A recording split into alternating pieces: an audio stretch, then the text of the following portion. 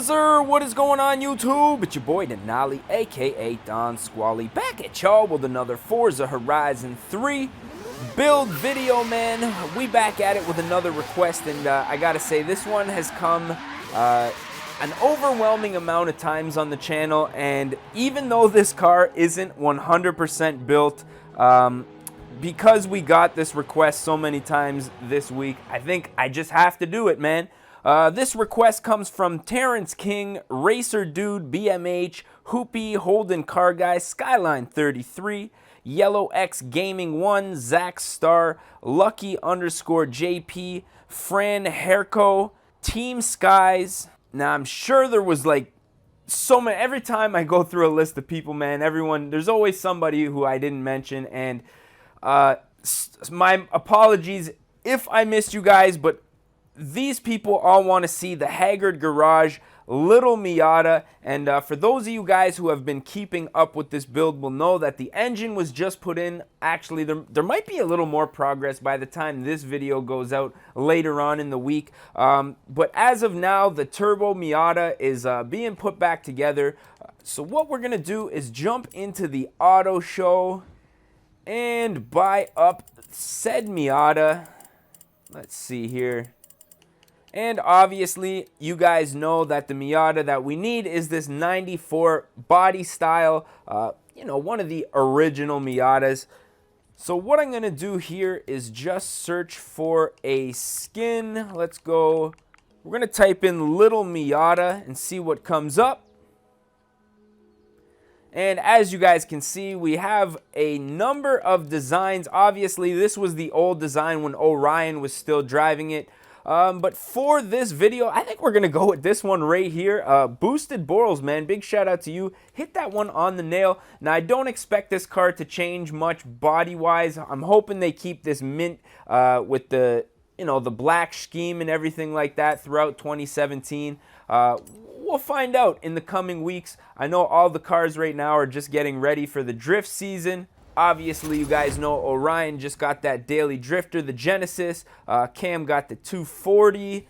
And I can't lie, man, as a car guy, seeing that stuff is very inspiring, man. It really makes me want to step my game up for my channel. So I'm working on that for 2017, man. I got a few things in store, man. So if you guys haven't checked my main channel, head on over there and check that out. Links in the description. But we're about to get started with this build, man. Now, right off of the bat, no engine swaps are going to be happening here. Got like a turbo rally, a whole bunch of crazy V8.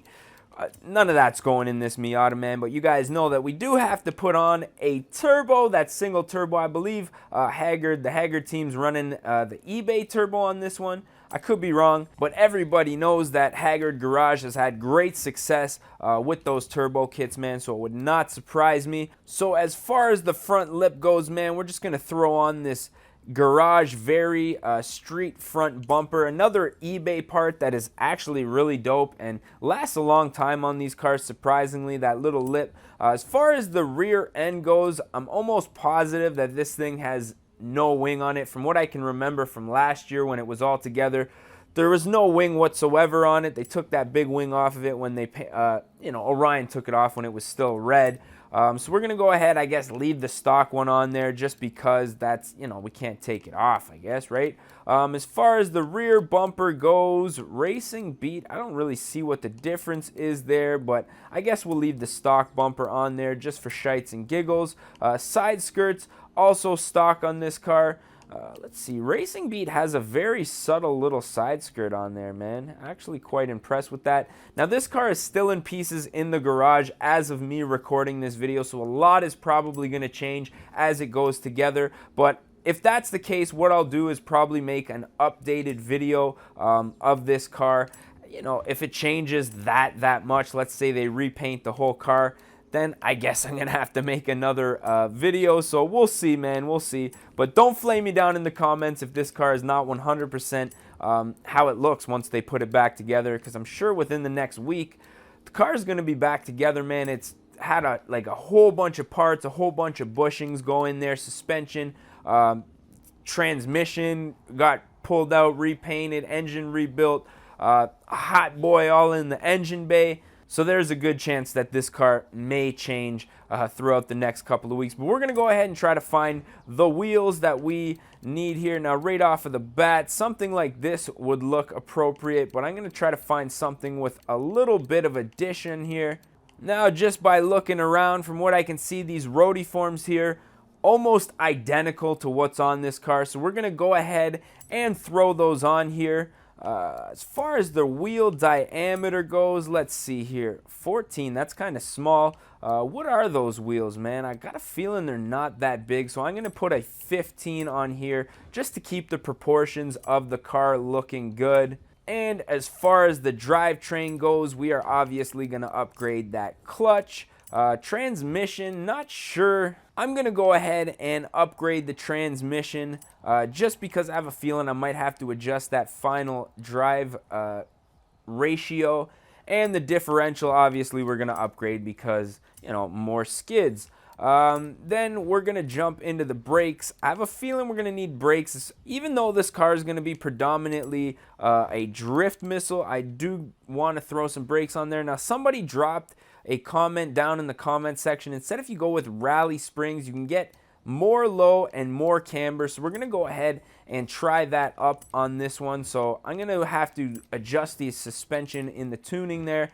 Anti-roll bars, both front and back, like a lot of weight reduction. And I'm going to go ahead and throw a roll cage in here just because drift missile. And we're going to back it on up here. And then we're going to get into the engine. Gonna upgrade the intake right off of the bat. Exhaust is gonna get upgraded. I'm gonna go ahead and upgrade the ignition and the fuel system on this one. Let's see, valves, no, we'll leave the displacement the way that it is. Single turbo, however, let's go ahead and up that boost, man. Just bumped us up into the S1 class. Oh, look at that, eh? This street intercooler actually made us lose performance points but gain overall torque and power. That's pretty interesting there. Never really noticed that. Oil and cooling. Let's go ahead and put an oil cooler on here. And the flywheel, something nice and lightweight to keep that rotational weight down. So everything here is looking good. How I would assume that it's going to come together. Like I say, this thing is still... like, there's still a box of parts in the back of the garage for this car waiting to go on it. I mean, like I say, though, so many people requested this one. And I've seen it on so many videos throughout the last week that I thought, you know, if it changes that much, we'll do a revised version.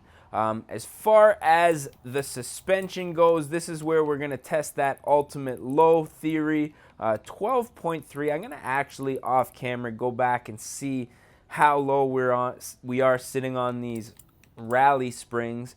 Alignment, we're going to do just a little bit of camber, nothing too crazy because this thing still does have to be functional as a drifter.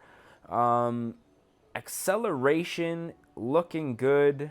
I'm happy with that. I might adjust that a little later on when we get out there driving, test everything out a little bit. So let's go ahead and apply this setup. Now, as far as the designs and paints go, can't really change much on that since we did use a design from the design house. So let's take this thing out on the road, see what it is all about here. Do a little bit of a 360. I don't know, man. That does look a little bit lower than your typical Miata. Like I said, I'm going to have to go back and test that out. But this thing is looking pretty good, man. Like, it looks 100% legit from what it did last year, even though it didn't have a hood last year. Not sure if they're planning on putting a hood on there, but I'd like to see this thing a complete car. Even though it is a drift missile, probably going to get banged up quite a bit throughout the drift season. I'd like to see it a complete car, like I say. So let's just get a few rollers here. Nice little Audi following us. Strange Planet decals on the front, obviously sponsors all of the Haggard clothing line. I was actually thinking of getting myself a little bit of Haggard gear, to be honest. The hats are pretty dope, and I've been liking those mint hoodies with the different Dixie Cup designs on it. Very old school and dope. Some of you old, just you guys who were born in the 80s would probably you know, recognize the Dixie colors. I guess throughout the 90s they were using the Dixie cups too quite a bit, but very nostalgic, shall we say. So right off of the bat, not a whole lot of power, especially compared to the cars that we have been building on the channel recently. Cletus McFarlane's Corvette, TJ Hunt's GTR, just to name a few. You know, I've been getting requests for some very well-built and popular cars on the YouTube channel, and I was thinking, why not take it back to the basics with just a low power, you know, turbo build, nothing too crazy. Obviously, this is going to be Dylan's drift missile throughout the 2017 season. Hoping Orion's drift taxi, that Lexus, which Dan is working on. I watch all of those guys, man, Rudnick, and you know, even throughout all the beefs and the dramas, man, I don't really take too much to that. Each one of them is just putting out entertaining content for a car guy, you know what I mean? And that's really what I'm in it for. I don't comment or anything like that about any of the nonsense that's going on between all those guys.